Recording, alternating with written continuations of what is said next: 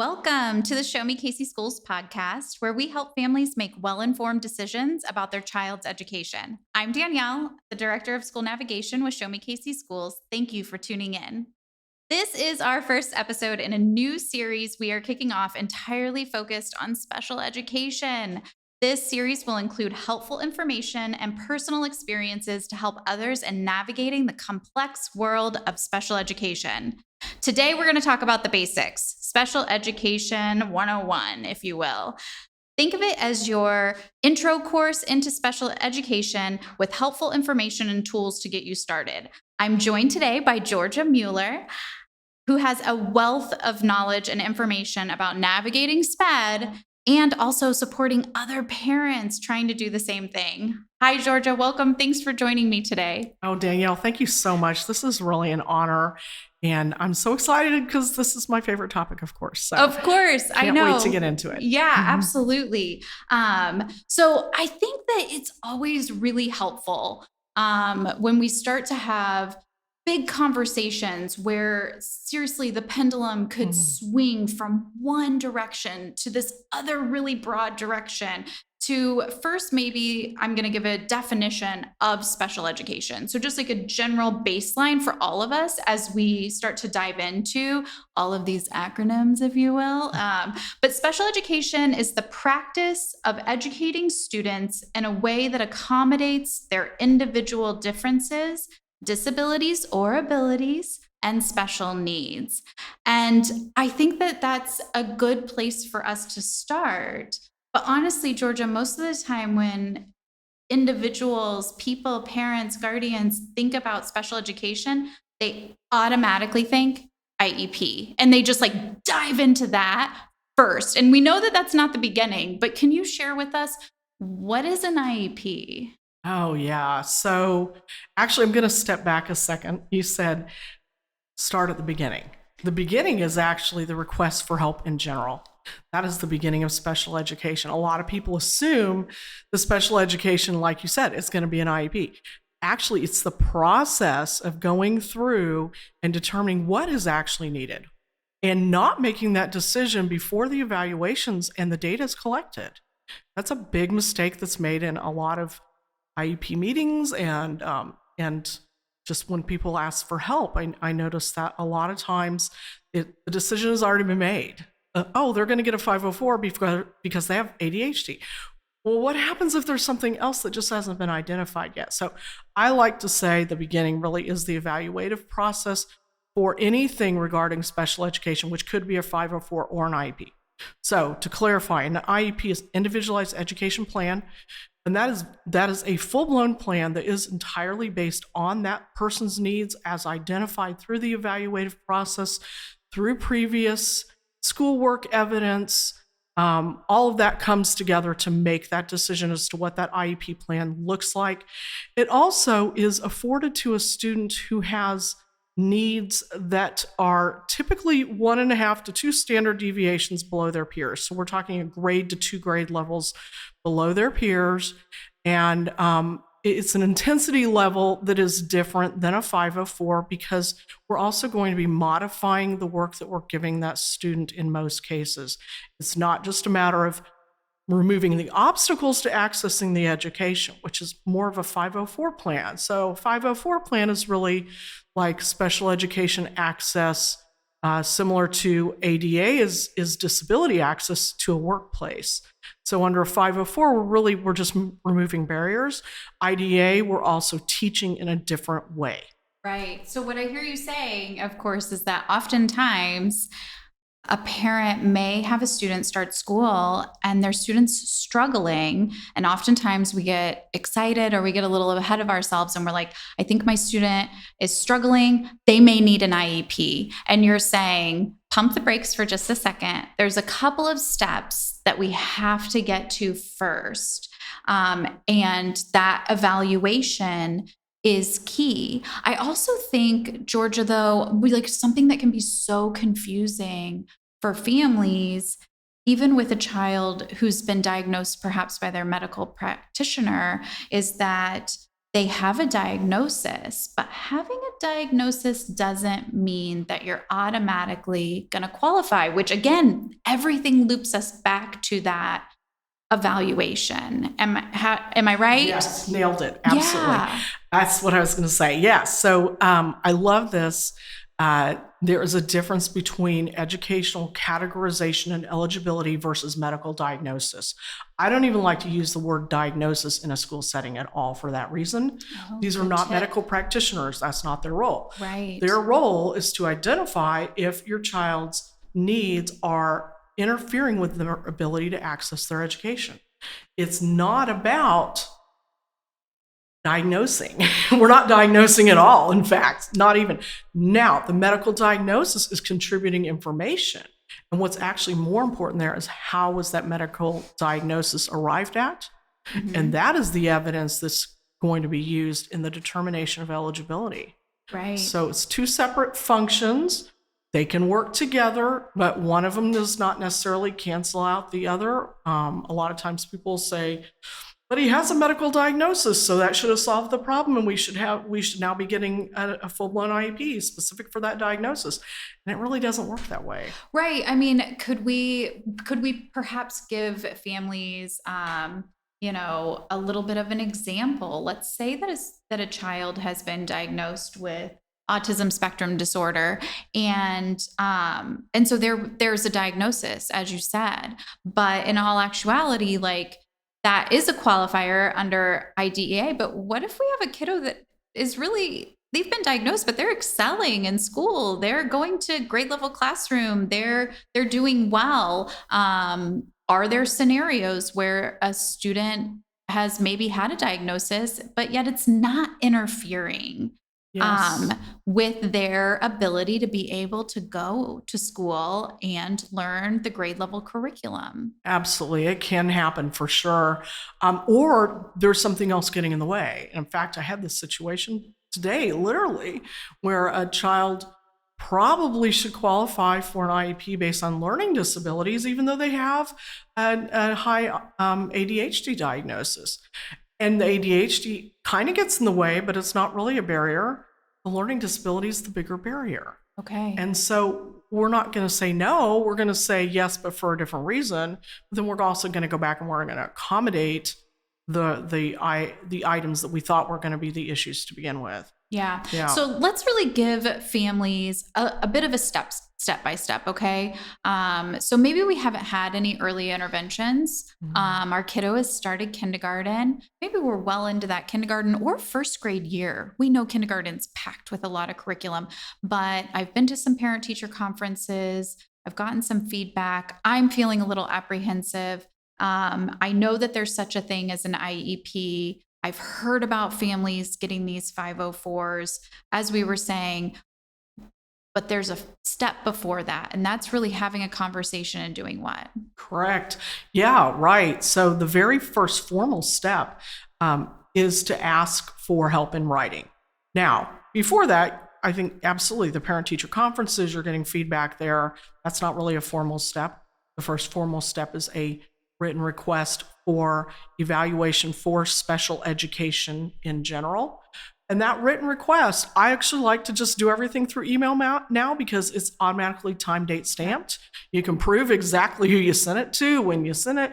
You can do a read receipt on it, and you've got all your send it to multiple people. Yes. I think that's important Absolutely. too. Right. And we're going to talk about resources specifically and some of those heavy hitters for parents to access and have in their back pocket. And we're going to attach those in show notes. But I always let families know, understood.org is a fantastic resource-rich website that also has templates. Yes. For requesting an evaluation. Yeah. So just letting parents and guardians know that first, let's talk about these things unencumbered. Let's have just really honest conversations, because what happens is when you start engaging people, oftentimes you meet someone that's like, oh yeah, no, my kiddo, they needed some speech intervention, or oh no, our kid, we had to go through a full children's mercy visit and evaluation, and we're going through an educational evaluation. But again, there are resources out there that can literally give you the copy and paste to be able to customize it, but so that you don't feel the pressure of knowing exactly what to say. And those templates on understood.org, I feel like, are perfect for that. I love templates. No good advocate is going to put templates online that they've not road tested, right? So we know that the ingredients that need to be there are on those letters. And I do love that. And families are overwhelmed by the meticulous kinds of things they need to try to remember to put in these letters. And so let's make life easier. Right. It just does not have to be that complicated. Love a good template. And there's a template out there for virtually every scenario in this situation that you can possibly imagine. Yes. So just read them and find the one that makes sense to you, that you feel comfortable with. But it's about accountability. The other thing that happens sometimes is a lot of times families will end up having this quick conversation in the hallway with somebody, and they think, oh, well, I've just notified them. Yeah, you know what, though? Not really. At this point, you would need to concentrate on doing a reverse documentation. And that can look a lot like the original documentation would have. So essentially, you're taking that same template and you're saying, hey, so great to run into you today. What a great conversation. I love what you shared with me. Here are my concerns. Let's just go ahead and go with that request for the evaluation. And now I'm solidifying that by putting it in email and sending it back out. And you can always do that, especially, if you feel like somebody might forget, or you feel like they weren't really in agreement with you necessarily, but you're still pushing for it. You know what? Turn it to a reverse documentation situation and you will still be heard. Yes. No, I am so glad. I feel like that's like a shout it from the rooftops every single time, which is having a conversation and saying, oh, I think this needs to happen, is not an actual request. That request has to be in writing. It's 2023. As you pointed out, let's use that electronic mail. Absolutely. Let's send those emails, get that folder set off to the side in your inbox so that you can just hold on to those things. And essentially, we're letting the computer do exactly what it's supposed to do, which is do the work for us, keep those dates in line, and give us that tracking ability to be able to go back, because that's part of it. And that's a good tip for families to know, is that once you've provided, or once you've handed over and sent that request in writing, that is what starts the beginning of the timeline. And there are time constraints that the school is under in recognizing your request and getting those things started. Correct. Yeah. Yes, those are very specific. Day one is the day you make the request. They have 5 days from that to respond to you, and then get some information back to you. The main thing is what we call procedural safeguards, which the rest of us call it wallpaper. After a couple of years, you just don't want anymore. Right. It becomes a joke, actually, because nobody wants to read procedural safeguards. But there's a lot of good stuff in there, so you should read it anyhow, even if you don't feel like it. And then you can also, usually they should be giving you a copy of the Parent Bill of Rights at the same time, which is a document that most states have ratified. Missouri has ratified it. It's a one-pager just saying, as a parent, you have these rights along the way in this process. And then by day 30, we should have had a firm, what we call a review of existing data process, which personally I like to be a meeting. In Missouri, it is not required by law that a review of existing data be an actual meeting with the family. However, when you do your written request for an evaluation, you should specify that you plan to be involved in this meeting so that you can give your input into the review of existing data, and nothing gets missed that way. So all the information you already had from outside therapists or previous school district or whoever else you've got information from, you're making sure that all makes it to the table. Right. Yep. So they do that. They do that as review of existing data, where they're deciding exactly which tests they're going to do in which areas. The other thing, I really like to interface with that family before that review of existing data happens, so I can help them to understand what each of those categories contain and where can their concerns be highlighted in that testing. So a lot of times families, they think that they're getting all the testing they need, they may not necessarily know how to articulate a certain situation to make sure it gets covered. Okay. In which case you can go back and do it later, but it's much better to just get it done right and complete the first go around and not have to, file for an independent educational evaluation and stuff like that. Right. Absolutely. Okay. So we've already dug into a lot so far. And so again, just to hit those high notes one more time on these key takeaways is if you are a parent or a guardian, if you're feeling like perhaps your student is struggling, you're concerned about them either being behind or coming behind, then you are going to put a written request for an evaluation. And then what I hear you saying is that even though it may not be mandated in the state of Missouri, best practice would be that we would be requesting to have a meeting about that and those outcomes. We're going to take a break, Georgia. And when we come back, I think we can really maybe dive into the difference between an IEP and a 504 and maybe, what that looks like after that evaluation process happens. So we'll be right back.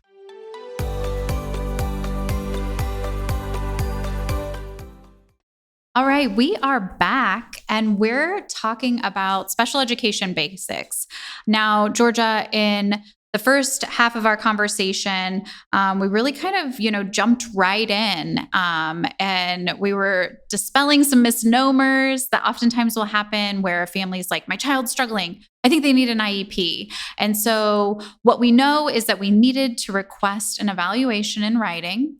And so I'm a parent and I have done that. I sent my emails and I've gotten a response back from the school. They've acknowledged that they've received my request. What does the time frame look like for that, Georgia, once we've done that? Right. So you should have received a response within 5 days. The next thing that's going to happen, again, like I mentioned earlier, is they need to do that review of existing data, and that needs to conclude by 30 days from the day of your initial request. Okay. Most cases, I see that happen in no more than 2 weeks. And then at that point, they have another 60 days to do the actual evaluations themselves. Okay. And they're just pulling your kiddo out of class every now and then and doing some of the evaluations. They may also send home some surveys. So this is really important for you to think about how to fill them out when you get them. And if you have any questions about them before you fill them out, you really should call the school. Whoever's doing the evaluation team, whoever the lead on that is. It's usually a school psychologist, might be the teacher or case manager, and just make sure that you're filling it out the way they need you to fill it out so they get the right information. And what kind of mindset are you needing to have when you fill this out? If there's anything about it, they should be able to articulate that to you pretty well. At that point, you get everything back, and then they need to present that data to you in an evaluation summary at the before 60 days hits. Now, here's a little tip of the trade I really like. Yeah. Because you're going to get this report that's 30 plus pages long. Oh my. Okay, hold on. For the first go around. Yeah. It's everything. It's everything. Yeah. You were getting a stack. Right. Of papers. It's huge. It's huge. Okay, this is good. This is good insight. It's a lot to digest. Yes. And I feel like as parents, especially if we've never read stuff like this before, how am I going to digest all this stuff if I have to read it at one time in one sitting in front of these professionals with them, and I've never even seen it before? So I encourage the families I work with to make a request to get a copy of that evaluation summary, acknowledging that it's a draft, and saying, I just need to read this in advance so that I can truly participate when I go to this meeting. Yes. Isn't that fair? Of course. However, most times you're going to get turned down. Okay. Oh, okay. Okay. Yeah. Okay. That's Needless a level to set. say, however, you always have the right, again, parent rights. You think of that parent bill of rights they handed to you to begin with when you ask for the evaluation. Parent bill of rights is supposed to guarantee that you have involvement at every step of the process. And if you feel that you cannot participate in that process because you are overwhelmed by 30 pages of professional jargon, you have a right to finish that meeting and say, that was great information. And I really appreciate all the work that the team has done. Thank you so much. But I am completely overwhelmed. And as a parent, I feel like I need to take this information home, read it, digest it before I give you any feedback on it. Yeah. Because I'm just overwhelmed. And I, of course, cannot stop right now today and read and make decisions on that IEP or 504 you just presented to me because I'm overwhelmed. Yes. And yes. so you get to stop the train. Right. Look for the train stops that are appropriate. Now, the other tip I say sometimes is if you still have it in you, still have the energy to go through, you might go ahead and listen to the reading of the evaluation and let yourself absorb information about how they're thinking and what they're talking about and their ideas, and take all that information down and digest it. Yeah. And then get back with them a week later to finish up and go from there. Now, once you get to the point where the evaluation's been finalized, then the next point is they must finally finish helping you, writing the IEP, which is supposed to be a process with all the team members. So all the team members at that meeting, and really even at the evaluation summary, should be you, the parent. Okay, here's our team. Let's Yep, talk here's about our who's team. on the team. Parent. Got it. LEA, which is the local education agency, right, which that's going to be our school or the district. Correct. It can be a number of different people from the district can serve in that role. It's whoever they have designated. It's probably going to be at least one gen ed teacher that works with your child. In general, hold on. I want to make sure. No, don't apologize. General education.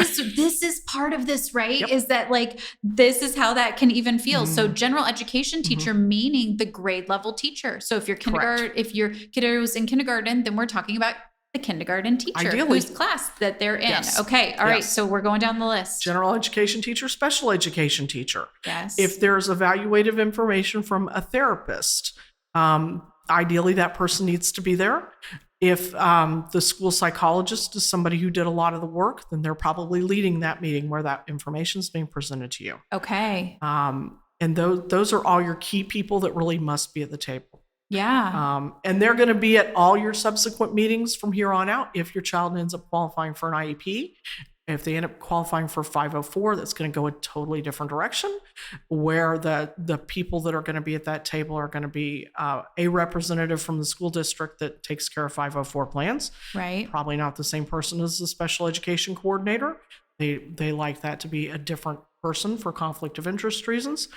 And then any other team members that are appropriate can be in a 504 plan. Okay, so then just to back up for a second for parents again, and as like a level set, I'm not necessarily going to be there during an evaluation because the evaluation isn't necessarily a one-time event. That can be an evaluation by the school psychologist, by a speech language pathologist, by a special education teacher. So that could happen over a series of days. And I'm not going to get a phone call as the parent that's like, today's the day that little Georgia's coming in, to do this, and you're present for that. That's something that's going to happen when it's scheduled throughout the school day. You may have a heads up as to that it's going to be happening, but I should not expect as a parent to be present for all of those different evaluations. Does that sound about right? Absolutely. Yeah. You're not going to be there. Yeah. And they may not tell you when they're going to do them. Now, I've had schools who have been gracious enough to be able to say to the family, you know what, we know we're going to knock out 3 this week. We're going to knock out 3 next week. And it's going to be Monday, Wednesday, Friday. Sure. That's nice. So They're have a not heads obligated up. to share that though. No. They're okay. not. And I just want to make sure that we're sharing with families like realistic expectations. And because I think that that's important. You don't know what you don't know. Right. And if you're embarking on this process like this, we're assuming that you're a first timer. First Timers Club, never done it before. And here we are. Okay. So, Georgia, something I think that is difficult, and oftentimes I get phone calls from families who've started this process. They've done everything that you and I just talked about, and maybe their kiddo didn't actually qualify for an IEP that particular year. That, along with everything that we discussed, diving into a process that you're unfamiliar with. Parenting's hard in general, right? Like sometimes some days are better than others. And now I'm trying to ensure that my child is doing okay in school and navigating uncharted territory. But then the outcome wasn't what I thought it was going to be. Right. And that could be very disappointing. Mm-hmm. I mean, if we wanted to spin it and look at it from a positive standpoint, it's like, well, your child's doing well. They didn't qualify, but you brought these concerns up for a reason. So let's for a moment entertain that we didn't qualify for an IEP. Mm-hmm. And this is where that difference between an IEP and a 504 is really important, I think, for families to understand that there are other options to pursue and to discuss with school staff.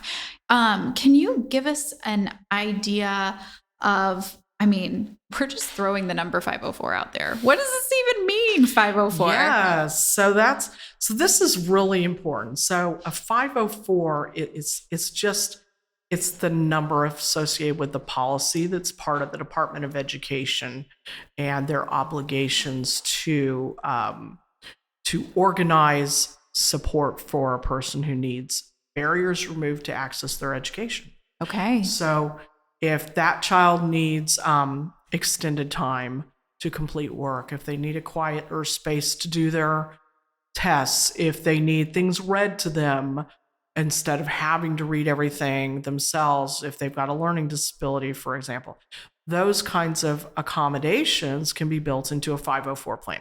So the nuts and bolts of the difference between a 504 and an IEP.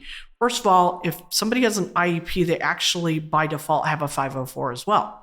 Because what the 504 is really is it is the assurance that certain rights are afforded to that student, afforded to any person with a disability who's accessing education through state and federal funding. Right. Yeah. And so whether your child has a 504 or an IEP, it doesn't matter. Those same rights are still in place, right? Mm-hmm. If somebody has, we're going to draw up a document, we're going to call it a 504, that is going to be all about those accommodations. It can be watched frequently. It can be compared to progress with their schoolwork to make sure that the accommodations are doing what they need to do.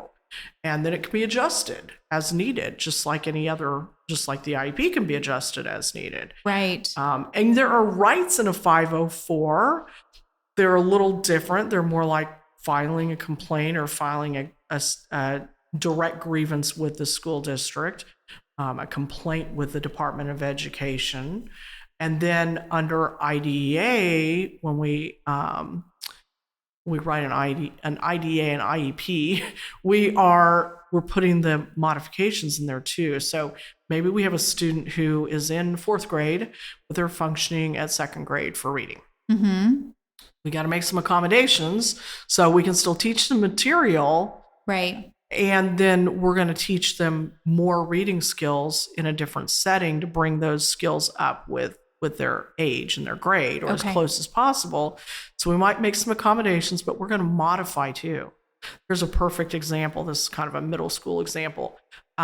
Reading Shakespeare. Uh-huh. The first time we all read Shakespeare was probably middle school, 9th grade, 8th grade, whatever. Oh boy, all of these and the thous, right? But how can my child with dyslexia who's reading 3 grade levels behind their peers read Shakespeare? Really? No, but we have these things called cliff notes.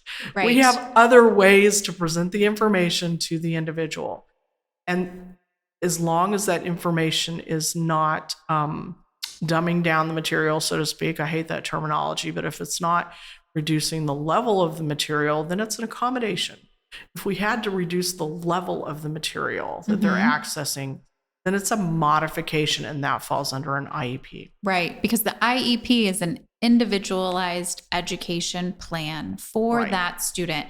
It's going to have reading goals or English language arts goals. It's going to have numerical math goals. It may even have life skills goals depending on the student and their needs, but we're writing those goals at incremental achievement rates based on the student and the interventions that they're receiving. And that's really falling into that individualized education plan and IEP. But when our kiddo is spending their day in their grade level classroom, but as you were saying, we need some of those we need extra time on a test. We need to be able to wear some noise canceling headphones for concentration. We need that text to speech, or I always mess that up with the assistive voice to text technology. Voice to text that reads it for them, right? Reads it to them. Yeah, these are the types of things that come into place that could be captured in a 504 plan. Absolutely. Yes. And so again, we've had that evaluation. We've received that 30-page document. We're being guided by school personnel that we kind of went through what that team looks like. And now it's been determined that perhaps maybe we've fallen into one of these two categories. Let's go with that, right? So that is the fork in the road. Right. That's exactly where the fork is. Exactly. Yes, exactly. But with both of those, correct me if I'm wrong, Georgia, but like, we're still going to have a yearly meeting. At least. Right. And I think it's also important that, like, parent-teacher conferences happen twice a year. And just because your student has an IEP, that doesn't mean that you shouldn't also participate in parent-teacher conferences as well. These are always great opportunities to do a pulse check, if you will, on what's happening in school and how they're doing, whether they're in kindergarten, middle school, or high school. So let's talk a little bit about how different a school setting could potentially look depending on a student with an IEP. I try to sometimes do a little bit of a level set for families because, again, you don't know what you don't know. So if you've never experienced this in any capacity, so some of our elementary school buildings in any school district, this isn't about one particular school district, this is about any school district. All of our elementary schools, for example, are going to have a special educator in the building. Oftentimes, that special educator has a classroom that they're pulling in students one at a time or in small groups and working on their IEP goals, right? Yep. Sometimes that special educator is pushing into the grade level classroom and working on those IEP goals within the classroom. That could be a possibility too, pulling a small group together, depending on all of that. You're going to find that in all elementary schools. But Georgia, if my student really needs to spend the majority of their day in a special education classroom and then maybe go and do some inclusive activities in a grade level classroom, I feel like we need families to understand that a special education classroom that is serving students for the majority of their day may not be at every single elementary school within a school district. If a school district has 5 elementary schools, they may have a special education classroom of that capacity at 2 out of the 5. Do you feel like that's fair? Right. And so each district is allowed to lay out their resources however it's going to best benefit all the students that they're trying to serve. So correct. If you have, say you have 3 or 4 elementary schools, maybe, I know my district had 4 elementary schools. Sure. And one building was absolutely the one that was designated for the classroom you described. Classroom, there's a very intensive classroom. Almost all academics are taking place in this classroom for a lot of the students that are there. And they're really just leaving for specials and lunch and recess and stuff like that. Whereas another school may have a setup where they've got a co-teaching classroom, for example. Oh, nice. And maybe they've just got a resource room associated with that. So a resource room is like you described, where maybe a student's coming there periodically throughout the day for some different check-ins. Maybe they're coming to get some speech therapy, some occupational therapy, and then they're going back to their general education classroom, which may be a co-teaching based classroom where we've pushed into that class.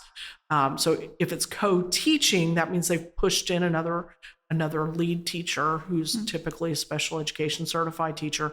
If the student is going to a general education classroom with their own support, they might be bringing a paraprofessional with them. I think it's important for families to understand that special education is not a place.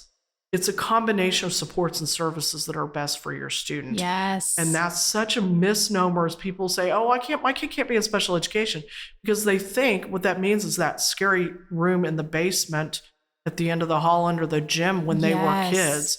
Things are different now, thank goodness, in most districts. And that classroom is upstairs amongst all the other classrooms where it should be. Right. And that's ideal. So special education does not necessarily mean excluded, and it really should mean excluded as little as possible. That is not the goal. That's exactly opposite of the goal. The goal is as fully included as possible and appropriate for that student. Yes. And that can look like anything across the board. It just depends on what your student needs. So don't make that assumption going in, and also don't panic and back out before you give the school a chance to explain to you what they think they want to offer. Right. And talking about what those options could be. We didn't really talk about that earlier. We kind of, jumped into our conversation from the standpoint of a parent that really wants to figure out what's going on and get those, supportive services for their student. But to your point, we're still working through a lot of stigmas, even in 2023, around special education. And so there could be some families out there that are fearful at speaking up and speaking out for their child because they're afraid of exactly what you just described. So I'm so appreciative of you for highlighting that because that's crucial. Don't be afraid. Don't be afraid of a diagnosis. Don't be afraid of a label of special education. This is all about your student and their access and figuring out and putting those puzzle pieces together so that it is uniquely theirs. And we're all a part of that team. And so we talked about that team earlier. But Georgia, I think that it is really important to also remind families that they're not alone in this. Oh, and wow. if we talk about this, if we're willing to be vulnerable and put ourselves out there and say, yeah, no, we went to get our kiddo evaluated for speech, or, oh, we're really having some concerns about Danielle. And so we're doing an evaluation. Oh, we've got a diagnosis. You're going to find more often than not that you have peer companions out there who have gone through the same thing, who may have children with similar diagnosis. What are some of your top tips for families in just connecting with others? So first of all, you should know you are not alone. That is absolutely true. There is at least 13% of our student population in the state of Missouri qualifies for an IEP, not just a 504, but an IEP. Yeah. There are not statistics that are terribly publicly available for the 504s. I'm thinking somewhere at least between 15% total when we add the two together, if not more. Yeah. So you're not alone. There's tons of us out there. That's right. And we want to meet you. That's the other thing. One of the first things that happened with my son and my family when he was diagnosed, I have a 23-year-old son. He was diagnosed with severe autism at the age of 2. And thankfully, we kept running into these people that said, hey, you ought to introduce yourself to these people. You ought to go here. And I was a little nervous, but we did it anyhow. And we got in contact with, at the time, the biggest support group in Kansas City at all. And they were enormous. They're no longer with us, unfortunately. It's called Effect. Right. They were amazing. And I met so many amazing families there. I met existing professionals there who would light my way, really, frankly. But really what the tipping point for me as a parent advocating for my son was meeting those other parents who'd already figured this stuff out. Those people that were a couple steps ahead of me. Yes. And I was able to be unafraid to a large extent because I saw what they were able to do and I knew we could do this. And so meet the other families. Now, where do you meet the other families? These days is a little different, Right. Hello, Facebook gets a little old, but it's real. So when people put out there, hey, I want to do a play date, or you know what, my family really loves to go hiking, just connect and do it. Yes. You kind of have nothing to lose. If we don't meet each other, we can't make a dent in this world. And that's another thing that we did as families together is we got together and we made legislation. We made laws change. And because of that, we have things like the brand new law that just got passed regarding recording meetings. Yes. You're completely legal to record meetings. Other laws that historically got passed because families knew each other and supported each other in this effort was laws against restraint and seclusion in school settings. Yes. And another big one was health insurance regarding autism. Right. Believe it or not, when our kids back then, they would be excluded from all sorts of kind of medical treatment because of their autism, and the medical treatment might not have had anything to do with their autism at all. Right. And they weren't getting any therapy through insurance at all. So what else can families do too? When you meet other families, you learn about your options, right? So you learn, oh, wait, the IEP didn't work out, but I got offered a 504. Well, what's the benefit of okay, let's live with that 504. What can we do with that? Yeah. And so you start looking for ways to maximize that opportunity. But had I not known the other families, I wouldn't know there's other ways to solve this problem. And another one I really like, especially if you do have good health insurance and you're unafraid to take advantage of that, is start using private therapy as well. If you're using private therapy and you're collecting that data, that's like gold. Yes. So then when you see those stats and you start to watch your child's lines of progress, their trajectories start to drop like you kind of suspected they might, you've got the data already figured out. It's right there in your hot little hand and you're ready to execute that data. Yes. That is so valuable. So use your private insurance.